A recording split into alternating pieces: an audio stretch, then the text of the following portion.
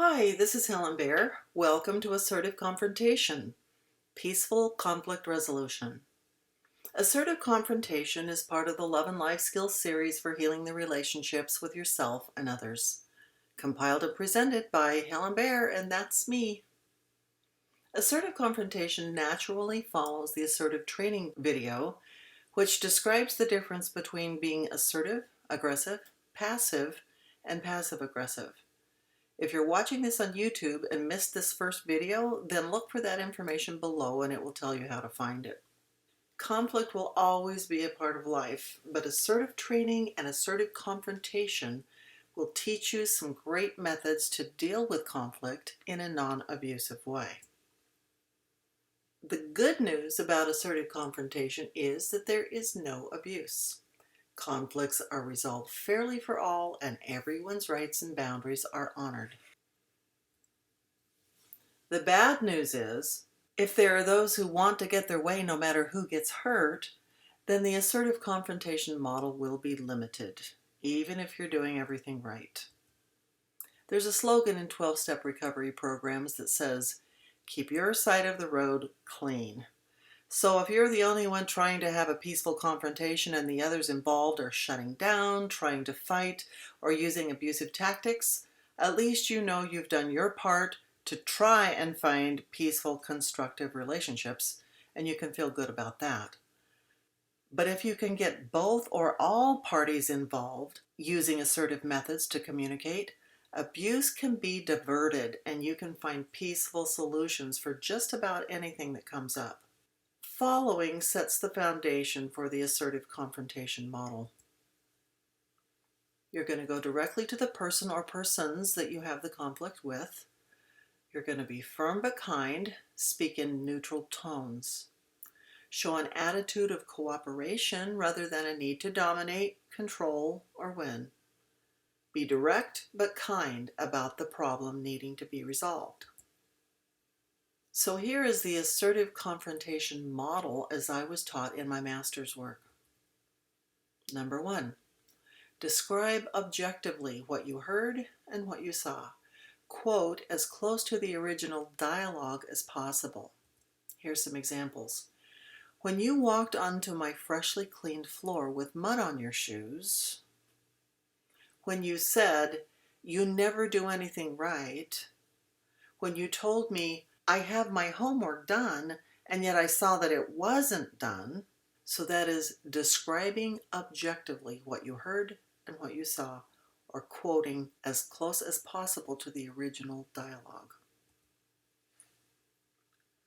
Number 2, state how you feel using I statements or words that describe your reaction. And we'll talk more about I statements a little later, so hang on for that. I felt angry. I feel disappointed. I don't like it when. I'm confused when. Those words that describe your reaction aren't exactly feeling words, which is the way that I was originally taught this model, but it's kind of the same thing. After using this for so many years, I finally decided to add describing your reaction kinds of words like those last two that are demonstrated. Now, you want to avoid the following. I feel that you were being selfish. That is not a feeling word, that is a judgment on that person or a blame statement. Those kinds of things will immediately put that other person on the defense, which is a setup for an argument, so don't go there. The next thing you want to avoid when talking about feelings is, you made me feel. This gives someone else the responsibility for your feelings, and you alone want to be responsible for that. So be careful how you make that statement. Another thing to avoid is, I feel you should.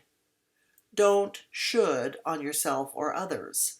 You shoulds or you ought tos are words that you want to avoid in an assertive confrontation. And I feel like is a thought, not a feeling.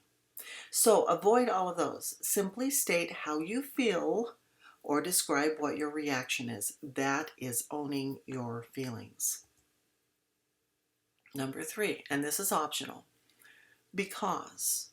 Explain the reason for your feelings. When you walked onto my freshly washed floor with mud on your shoes, I felt angry because I spent the last hour working hard to clean that floor and now it's dirty again. Avoid abusive statements like blame. It's your fault my house is always a mess. Scolding. What is the matter with you? Grow up. Mind reading. You're just trying to make me mad. Raising your voice like yelling or screaming. Cursing. Swear words, profanity. Criticizing. You are so irresponsible. You can't do anything right. Threatening. I will punish you for this. Number 4. Ask for what you need and want. What I'd like you to do is clean up the mud on the floor. Also, in the future, I'd like you to take off your muddy shoes before you come into the house. Would you be willing to do that, please? If that person is cooperative, you're finished. If the person resists or becomes abusive, then you go on to step number 5. State what actions you will take based on their choices. If you choose not to clean up your mess, this is what I will do. You can't make another person's choices for them, but you can choose what you will do as a result of their choices. Consequences need to be something you have control over and you can carry through with. It's good if consequences can be directly related to the violation, but if not, then just be creative. If you're in a power-over relationship like a parent to a child, the parent could pick up the shoes and say, "You can get the shoes back when you've cleaned up the mess." Whether this would be an effective approach would depend on how valuable those shoes are to the child. If they're old and worthless, or if the child has many other shoes to choose from, that won't be a very effective approach. But if they're favorite shoes that are not easily replaced, that gives good leverage to the parent to spur the child into action. Each situation will have to be assessed individually to see what you could use as leverage that would motivate the child to clean up the mess without abusing the child. But don't use a consequence that you can't carry out. If it's an equal power relationship, like two adults, spouses, siblings, or coworkers, negotiation and compromise is best. Here's an example of how that could work. You know how you want me to clean up the porch? I'll be happy to do that today if you'll clean up your muddy mess. Be creative. You may have to think about it for a while before offering your suggestion, but trust me, the mud on the floor will wait until you come up with something good to negotiate with. Hopefully you're in the kind of a relationship where this person would just clean up the mess because they made it. But if not, there's always consequences to fall back on. At any time, the person you're confronting can interject a question or response into this model. Once you hear the other side, you may change your reaction.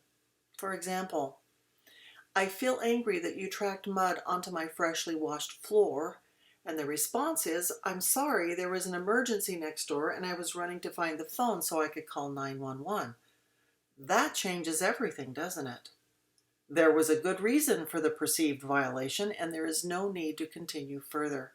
For a matter of fact, now that you have all the information, you may happily clean up that mess yourself.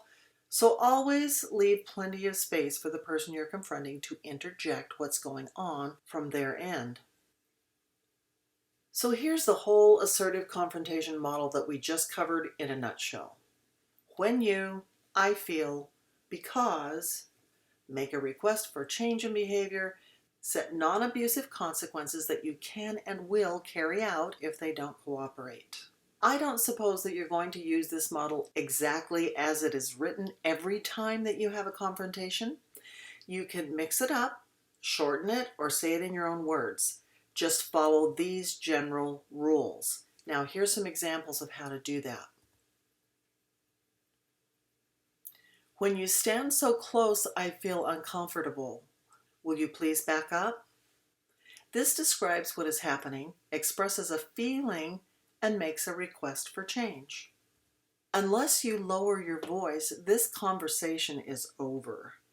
This makes a request along with a consequence attached that you have control over because you have the ability to end that conversation. "I don't like whining. Will you please talk normally? This describes your reaction or your feelings about the whining and makes a request for change. It's difficult for all of us when you're late because we can't get started until you get there. I don't care for that name. Will you please call me Bob instead? This describes your reaction to the previous name that a person called you and makes a request for a change. I'm asking you to be honest with me. This is a simple request. Unless that stops, I'm leaving. This is a request for change and consequences for non-compliance. While I have all of these statements up here, let's go back just for the fun of it and look at them from an abusive perspective.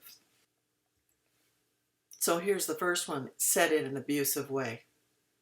Can't you tell you're crowding me? You're making me feel uncomfortable. That was an attack on a person's intelligence more than a request for change, and you're giving that other person responsibility for how you feel. Here's an abusive approach to this next one.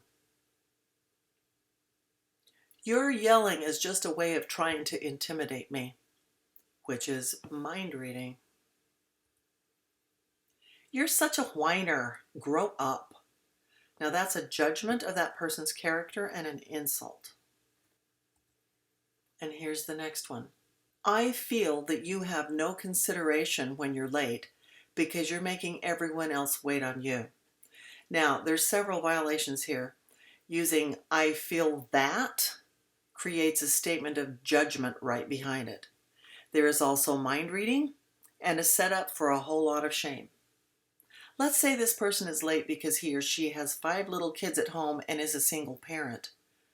An assertive confrontation is a gateway to peacefully open up discussion about the problem without having to add any more stress or shame to a single parent's life. If the employee is actually a slacker and is always late because he or she doesn't care about holding everyone else up, the next statement could be the consequence if that late behavior continues. An abusive approach would be stating in an irritated voice, "Why can't you just call me Bob?" Abusive would be, "You are a liar," and that's a judgment and a criticism.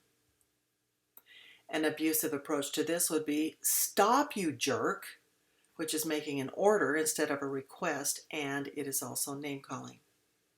And keep in mind that just the look on the face or the tone of the voice alone can make these abusive statements. So to keep them assertive, you need to use neutral or kind tones of voice and looks on the face. Here's some more just for practice. This is an assortment of ways to approach a person who leaves messes. Will you please pick up your mess? I get irritated when you leave messes. I've been cleaning all day. Will you please help me by picking up after yourself? You'll need to clean up your mess before you can go to your friend's house, and that is setting a boundary. So here's the rules of assertive confrontation.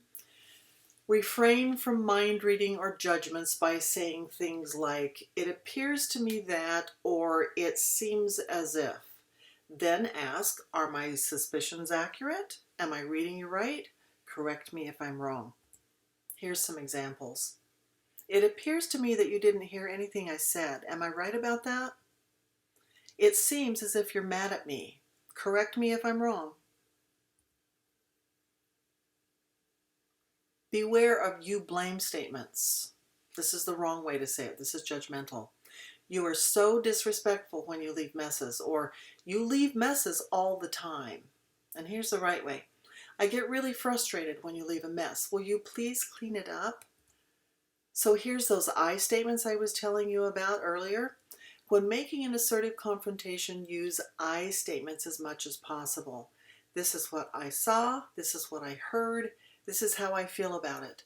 This is what I would like to see happen, or I would appreciate it if you would. This is what I will do if you choose not to cooperate. Here's an example. "When I saw you didn't get your homework done, but you told me you did, I was really angry. I would appreciate it if you would tell me the truth about your homework next time, or there will be consequences. This way you're pointing out the problem, you're describing exactly what needs to happen, you're letting your child know there will be consequences, but you are not shaming the child with statements like, "You are so irresponsible, you lied to me, you need to grow up, you're going to fail in school if you keep this up." All of those are abusive statements that will likely hurt the child. Take time to defuse heavily charged emotions before entering a confrontation. Be kind and compassionate as you set firm limits and apply consequences if necessary. No put-downs, no threats, no abuse of any kind, just honest and open communication. Be specific about the problem and the desired change for behavior. Don't should or ought on the other person. Give ample time and consideration to the person to explain the other side before you resort to consequences. And teach people how to treat you. Here's an example. It didn't sit well with me when you said, "I think that was a stupid idea." I'd rather you say, "I don't agree with that idea. Maybe we could come up with another one." Or, "I'd prefer you touch me this way." And then you demonstrate what desirable touch feels like. "I need you to speak up. I can't hear you."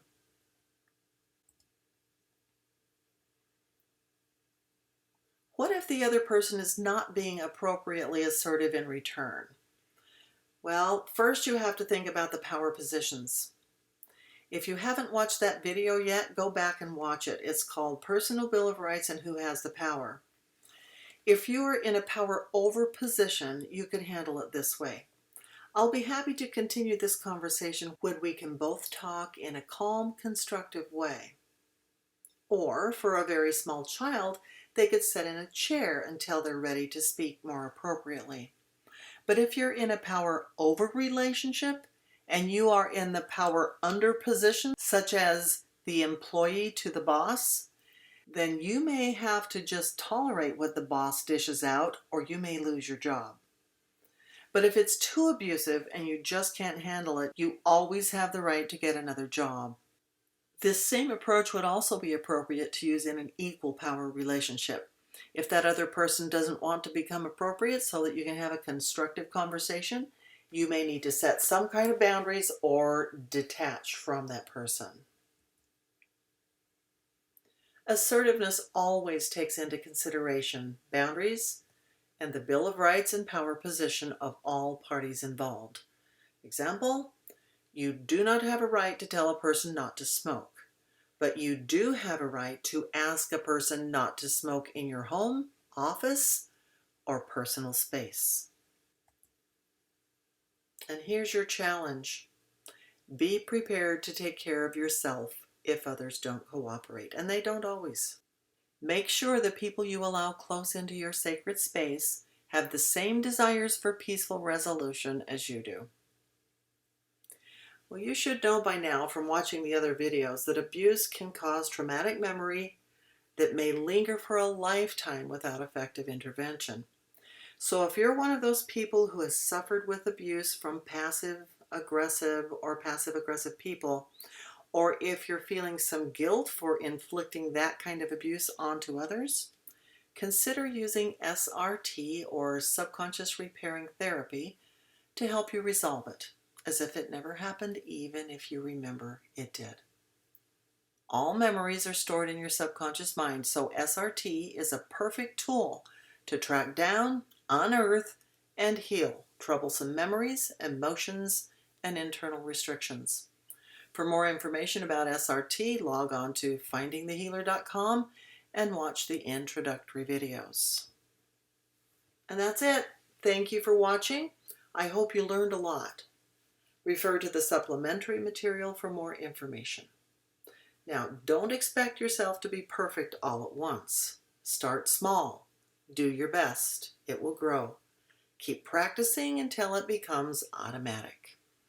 Encourage those around you to watch these videos so that you can all enjoy the benefits of assertive tools.